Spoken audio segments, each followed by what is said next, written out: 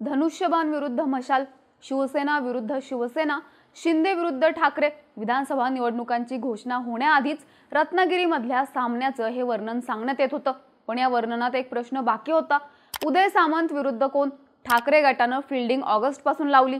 मैदानात मिलिंद नार्वेकर यांना देखील उतरवलं, पण उत्तर मिळालं ऑक्टोबरमध्ये। विधानसभा निवडणुका लागायच्या आधी रत्नागिरीमध्ये नवा सामना बघायला मिळेल अशी चर्चा झाली खरी, पण दोन्ही बाजूंचे उमेदवार नक्की झाल्यावर चित्र जुन्याच लढतीचं उभं राहिलं। उदय सामंत विरुद्ध बाळ माने। याआधी 3दा झालेला हा सामना आता पुन्हा होतोय। पण रत्नागिरीत नेमकी गणितं काय लागतायत? कुणाच्या वाऱ्यात कुणाचं जहाज भक्कम आहे? पाहूयात या व्हिडिओच्या माध्यमातून। नमस्कार, मी नम्रता आणि तुम्ही पाहताय बोल भिडूची स्पेशल सिरीज मतदारसंघाचं राजकारण। उदय सामंत हे रत्नागिरीचे मागच्या 4 टर्म पासूनचे आमदार। प्रस्थापितांना धक्का देऊन 2004 मध्ये ते पहिल्यांदा आमदार झाले आणि मतदारसंघावरचा आपला होल्ड वाढवत गेले। त्यात मागच्या 5 वर्षात त्यांच्याकडे रत्नागिरी जिल्ह्याचं पालकमंत्रीपद आलं। त्यामुळे फक्त मतदारसंघापुरतच नाही तर सगळ्या जिल्ह्यात त्यांचा कनेक्ट वाढला। पण त्यांच्या पुढे आव्हान उभं राहिलं, कारण शिवसेनेची विभागली गेलेली ताकद। शिवसेनेचा बालेकिल्ला असणाऱ्या कोकणात बंडानंतर कुणाच्या शिवसेनेचा जोर चालणार हा मुद्दा कळीचा होता। त्यामुळे ठाकरे प्रस्थापित नेत्यांच्या विरोधात ठिकठिकाणी माणसं हेरतील असं बोललं गेलं। त्यातच नंबर होता रत्नागिरीच्या जागेचा। साधारण ऑगस्ट महिन्यात मिलिंद नार्वेकर यांच्यावर रत्नागिरीमध्ये उमेदवार शोधण्याची जबाबदारी दिल्याच्या बातम्या आल्या होत्या। बंडानंतर ठाकरेंसोबतच राहिलेल्या शिवसैनिकांनी फिल्डिंग लावायला सुरुवात केली, पण ठाकरेंनी हातातलं पान रिंगणात टाकण्याऐवजी भाजपच्या बाळ मानेंना आपल्याकडे घेऊन नवी चाल खेळली। जुनाच सामना पुन्हा नक्की झाला आणि ठाकरेंना सामंत यांच्या विरोधात माणूस हेरण्यात अपयश आल्याच्या चर्चांना बळ मिळालं, कारण ठाकरे गटाकडून निवडणूक लढवण्यास इच्छुक असलेल्या उदय बने यांनी अपक्ष अर्ज भरला, जो त्यांनी माघारी घेतला, पण यात व्हायचं ते डॅमेज होऊन गेलं होतं। या सगळ्या गोंधळात ठाकरेंच्या हातून मुद्दा निसटला तो निष्ठेचा।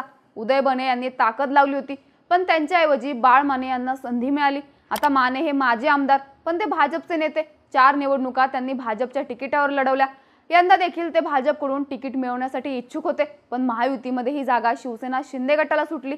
नाराज झालेल्या बाळ मानेंनी ठाकरे गटाचा रस्ता धरला। आता या सगळ्यात ठाकरे गटाचे शिवसैनिक नाराज झाले, कारण आतापर्यंत त्यांनी बाळ मानेंच्या विरोधात काम केलं होतं।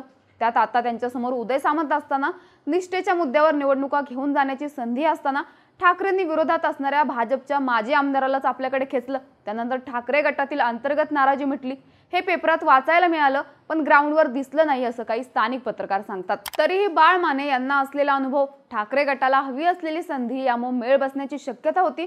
पण सामना उदय सामंत यांच्याशी असल्यानं त्यांच्या ताकदीला आणि वाऱ्याला टक्कर देणं देखील महत्त्वाचं आहे। आता या ताकदीबद्दल बोलायचं झालं तर व्यवसायाच्या पायामुळे सामंत कुटुंबाचा कनेक्ट भक्कम आहे। सामंत कुटुंबानं जोडलेली माणसं हा दरवेळी उदय सामंत यांच्या पाठीमागे उभा राहणारा फॅक्टर ठरतो असं सांगण्यात येतं।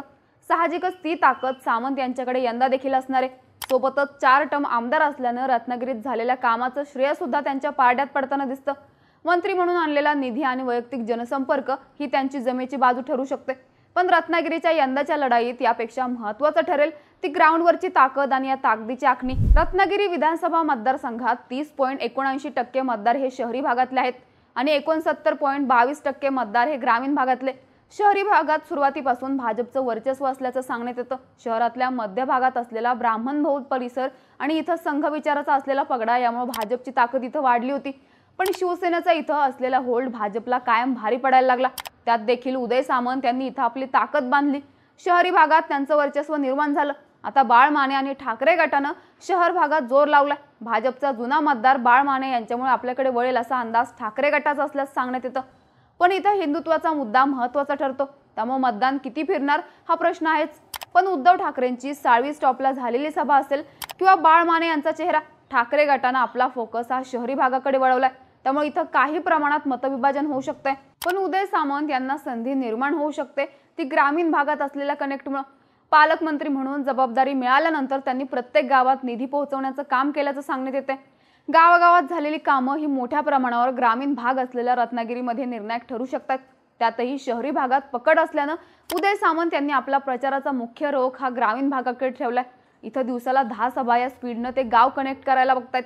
त्यामुळे हे गणित साधता आलं तर उदय सामंत यांना आपलं वारं ग्रामीण भागातून शहरी भागात शिफ्ट करता येऊ शकते, ज्या पुढे टिकण्यासाठी बाळ माने यांना कसरत करावी लागू शकते। उदय सामंत हे मुख्यमंत्री एकनाथ शिंदे यांच्या खास मर्जीतले नेते। बंडापासूनच सामंत यांनी शिंदे गटाची कमान सांभाळली, त्यामुळे एकनाथ शिंदे यांची यंत्रणा सामंत यांच्या पाठीमागे उभे राहू शकते।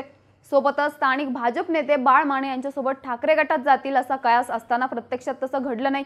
भाजपच्या स्थानिक नेत्यांनी उदय सामंत यांना साथ दिली, त्यामुळे भाजपची ताकद सुद्धा सामंत यांच्या मागे उभी राहिली आहे। ठाकरे गटातून शिंदे गटात पक्षप्रवेश झाल्याच्या बातम्या आल्या।